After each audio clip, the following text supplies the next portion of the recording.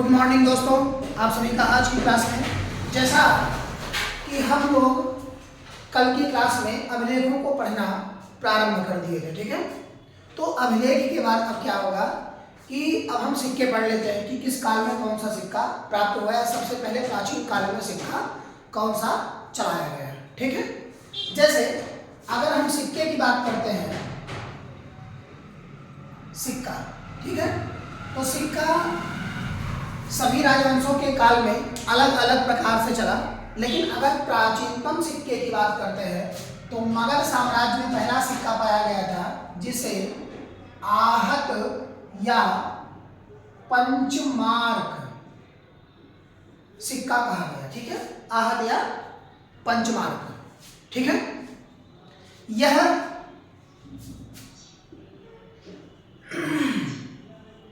पांचवी सदी,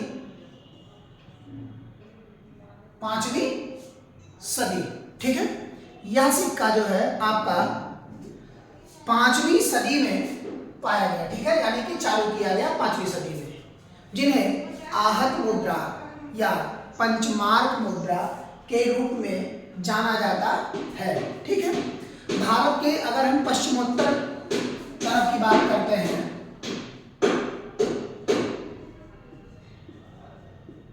पश्चिमोत्तर, ठीक है, यानी कि पश्चिमोत्तर भारत की, तो पश्चिमोत्तर भारत में क्या हुआ, उस समय यवन शासकों ने यवन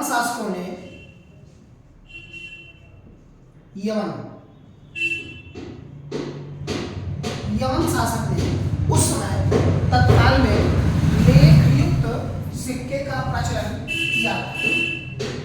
लेखयुक्त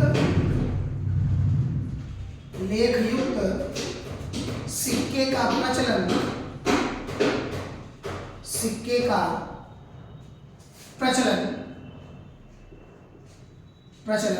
किया था, ठीक है, तत्काल के समय में। अब इसके बाद क्या हुआ कि यह प्रारंभिक जानकारी थी सिक्कों की। बाकी जिस तरह से हम किन्हीं भी राजवंशों को पढ़ेंगे उनके बारे में हम पूरे डिटेल से उन्हीं के राजवंश में ही हम जान लेंगे, ठीक है। जैसा कि पुरा पाषाण काल, ठीक है। अब हम चलते हैं अपने कालखंड की तरफ। जैसे कि कालखंड में 3 कालखंडों में इन्हें विभाजित किया गया, पुरा पाषाण काल, मध्य पाषाण काल, नव पाषाण काल और उसके बाद में ताम्र पाषाण काल। 4 कालखंडों में इन्हें बांट करके अलग किया गया, ठीक है। जो कि पहला था पुरा पाषाण काल, पुरा पाषाण काल, ठीक है, पुरा पाषाण काल। इसके अगर हम कालखंड की बात करते हैं कि यह कब से कब तक था, तो 10,000 ईसा पूर्व, 10,000 BC यानी कि ईसा पूर्व, ठीक है, 10,000 ईसा पूर्व के कालखंड में यह था। उसके बाद के समय को ही पुरा पाषाण काल के रूप में जाना गया। इसमें 2 सबसे महत्वपूर्ण जानकारियां प्राप्त होती हैं, जैसे कि इसमें पहला यानी कि मानव पाए गए और उन मानव को होमो सेपियंस कहा गया। होमो सेपियंस कहा गया, ठीक है, होमो सेपियंस कहा गया, ठीक है, जिन्हें हम बुद्धिमान मानव के रूप में जानते हैं। यानी कि मानव के साथ साथ हम इनको क्या जानते थे, बुद्धिमान, ठीक है, बुद्धिमान मानव। लेकिन क्या हुआ कि इसी समय मध्य प्रदेश के रायसेन जिला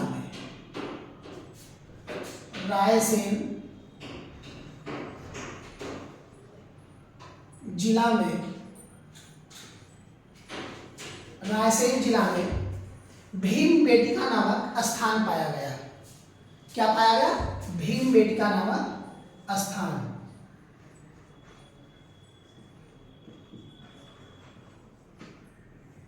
भीमबेटका नामक स्थान, यहां से पुरा पाषाण कालीन जितने भी चित्रित गुफाएं थी, यानी कि भीमबेटका से क्या प्राप्त हुआ, गुफा, ठीक है, जो कि बौद्ध कालीन, जैन कालीन और बहुत सी सारे ऐसे साक्ष्यों के आधार पर पाए गए जहां से इतिहास कालखंड के बारे में यानी कि उस समय तत्काल के पुरापाषाण काल के बारे में जानकारियां हमें बेहतर तरीके से प्राप्त हो सकती हैं।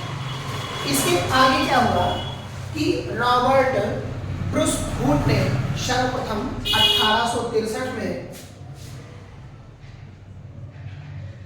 रॉबर्ट ब्रूसफूट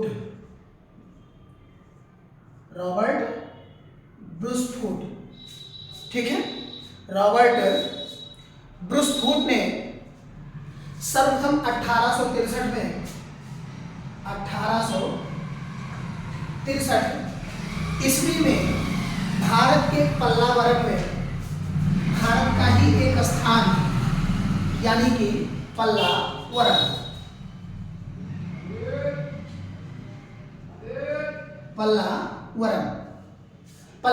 में ही इन्होंने औजारों की खोज की। इन्होंने किसकी खोज की, औजारों की।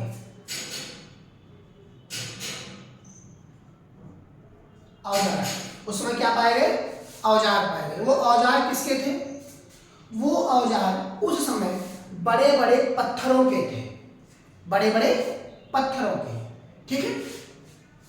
इसमें क्या हुआ कि बड़े बड़े पत्थर, जैसे कि मान लिया कोई जानवर हमको शिकार करना है तो वो क्या करते थे कि जानवरों को पहाड़ों के नीचे ले आकर के उसी पर पत्थर को ऐसे धक्का दे करके ढकेल देते थे कि जिससे जाने के बाद वह जानवर उस पत्थर के नीचे क्या होता था, दब जाता था और दबने के बाद उसको मार दिया जाता था, ठीक है।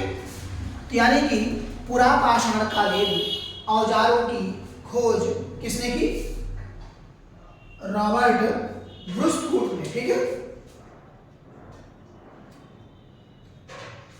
रॉबर्ट ब्रूसफूट ने ही औजारों की खोज की, ठीक। अब आता है आपका मध्यपाषाण काल। मध्य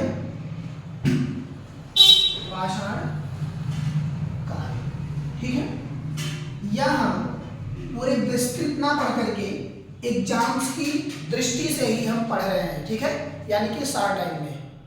इसको अगर हम विस्तृत पढ़ेंगे तो यहाँ बहुत सारी जानकारियां मिलती हैं, ठीक है, लेकिन अभी हमें सिर्फ और सिर्फ एग्जाम की दृष्टि से ही पढ़ना है, ठीक है।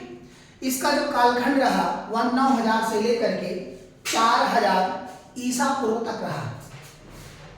9000 से लेकर 4000 ईसा पूर्व तक रहा, ठीक है, 4000 ईसा पूर्व तक। मध्यपाषाण काल में पत्थरों के जो औजार हुए यानी कि जो पुरापाषाण काल में बहुत बड़े थे वह छोटे हो गए। कैसे हो गए, छोटे, यानी कि औजार छोटे हो गए जिन्हें माइक्रोलिथ कहा गया। क्या कहा गया, माइक्रोलिथ कहा गया, ठीक है। औजार छोटे हो गए। ये औजार कैसे थे, पत्थरों के औजार, पत्थर के औजार,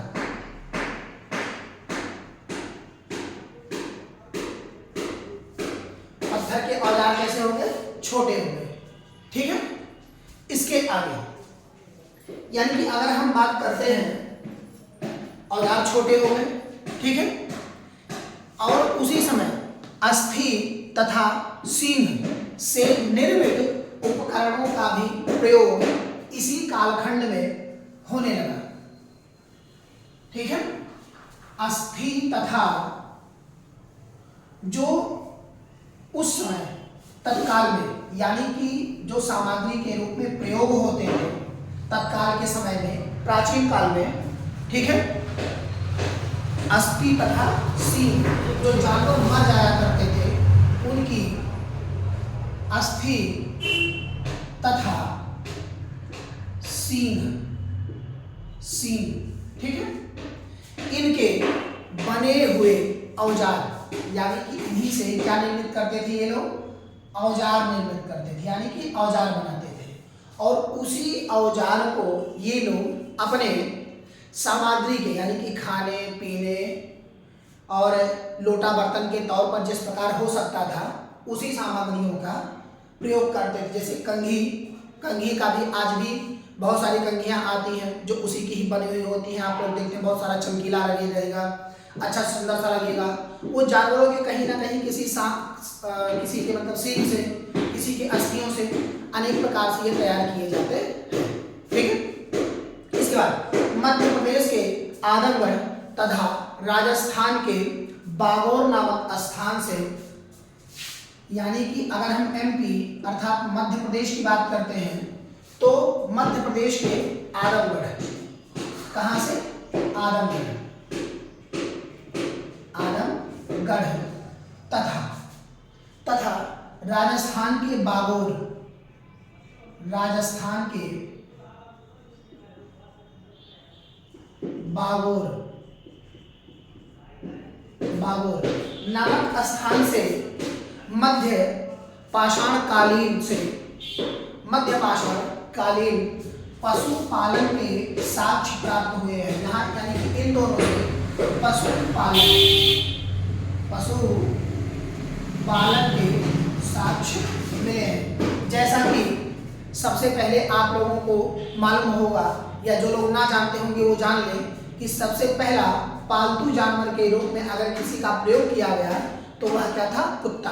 यानी कि कुत्ते का प्रयोग एक पालतू जानवर के रूप में सबसे पहले यानी कि इतिहास कालखंड में प्रयोग हुआ। ठीक है। तो यहाँ पर पशुपालन के प्राचीनतम साक्ष्य आदमगढ़ तथा राजस्थान के बागोर नामक स्थान से ये पशुपालन के प्राचीनतम साक्ष्य मिले हैं, प्राचीन साक्ष्य प्राप्त हुए हैं। ठीक है। प्राचीनतम साक्ष्य प्राप्त हुए हैं। अब इसके बाद हम आते हैं नवपाषाण काल में। ठीक है। नवपाषाण काल, ठीक। नवपाषाण काल के अगर कालखंड की हम बात करते हैं कब से कब तक था, तो यह 7000 ईसा पूर्व से लेकर के 1000 ईसा पूर्व तक रहा। 7000 ईसा पूर्व से 1000 ईसा पूर्व तक यह रहा। ठीक है। इस काल में कृषि कार्य प्रारंभ हुआ, जो कि सबसे पहला साक्ष्य माना जाता है। कृषि प्रारंभ हुआ, और ये हुआ कहाँ? पाकिस्तान में। कहाँ हुआ? पाकिस्तान में। और सबसे पहले उपजाया जाने वाला जो फसल था वह गेहूं था। क्या था? गेहूं। ठीक है। यानी कि दो पहाड़ियां थी, पाकिस्तान की दो पहाड़ियां, सुलेमान तथा किरथर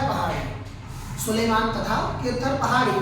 7000 ईसा पूर्व में सबसे पहला साक्ष्य वहाँ अनाज बोए जाने, यानी कि कृषि के साक्ष्य प्राप्त हुए हैं। ठीक है। और फसल में क्या था? सबसे पहले गेहूं, यानी कृषि में सबसे पहले क्या बोया गया? गेहूं। ठीक है। उपजाए गए। कृषि का प्रारंभिक साक्ष्य मेहरगढ़, बलूचिस्तान। ठीक है। यानी कि प्रारंभिक साक्ष्य अगर हम बात करते हैं तो कहाँ है? मेहरगढ़,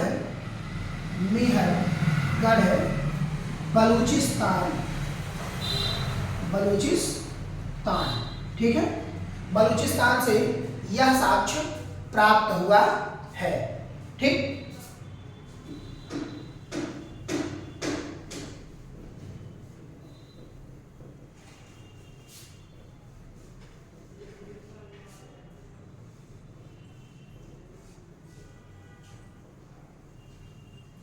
बलूचिस्तान से प्राप्त हुआ है। ठीक है। इलाहाबाद के प्रयागराज में, यानी कि प्रयागराज से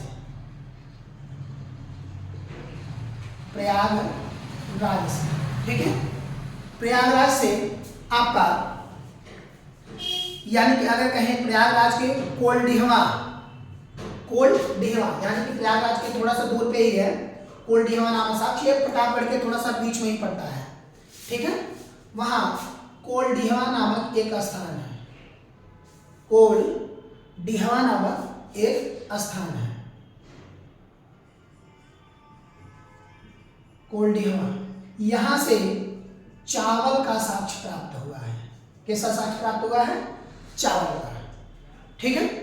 यानी कि ये सबसे प्राचीन साक्ष्य से प्राप्त हुआ है और यह जो है लगभग 8000 बीसी के आसपास प्राप्त हुआ है, ठीक है। इस युग में लोग पालिशदार पत्थर के उपकरणों और हथियारों का प्रयोग करने लगे, यानी कि माइक्रोलिथ से भी क्या हो गया, अब ज्यादा सुटेबल हो गया और अच्छे हथियार का प्रयोग, यानी कि पत्थरों के पालिशदार हथियार का प्रयोग, पालिशदार हथियार का प्रयोग,